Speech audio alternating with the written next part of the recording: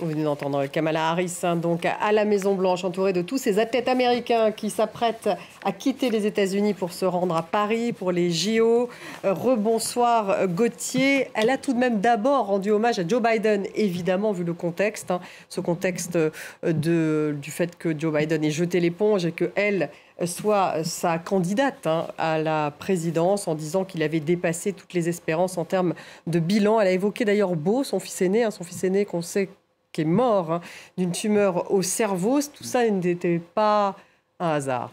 Non, ce n'était pas un hasard parce que c'était une façon de s'inscrire dans un bilan qui, effectivement, est tout à fait et plus qu'honorable, que l'on pense aux réalisations dans le domaine des infrastructures, dans le domaine de la santé, même si à chaque fois, et ça nous l'avions dit souvent, les républicains au Congrès se sont opposés même à des mesures qu'ils trouvaient judicieuses, tout simplement parce que cela aurait avantagé l'administration Biden. Mais il y a quantité de choses qui se sont produites, aussi la résistance, il faut bien le dire, de l'administration Biden à ce que le Congrès, ou notamment la Cour suprême plutôt, a fait voter concernant l'avortement.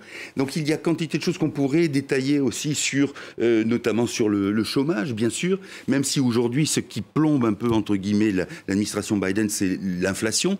Mais il y a effectivement des réalisations qui sont très importantes et qui permettent de dire qu'effectivement Biden sera un président qui aura beaucoup compté dans un contexte, on l'a dit évidemment, de fracture américaine. Et cette fracture, elle n'est pas que sociale, elle n'est pas qu'économique, elle est parfois même, on dira, sémantique, c'est-à-dire qu'on se demande si les Américains par moment parlent tous la même langue. Et dans ce cadre-là, vous vous souvenez, Joe Biden avait dit, voilà, je me donne 4 ans pour essayer de remettre les choses en place. C'est pas beaucoup, 4 ans quand on voit la profondeur de ce sillon. Et donc il fallait agir de la sorte. Donc, au fond, cet hommage, il est précisément l'expression proxy, finalement, de ce que elle, Kamala Harris, essaye de poursuivre, ou ce dans quoi elle s'identifie. Elle arrive à convaincre. Voilà.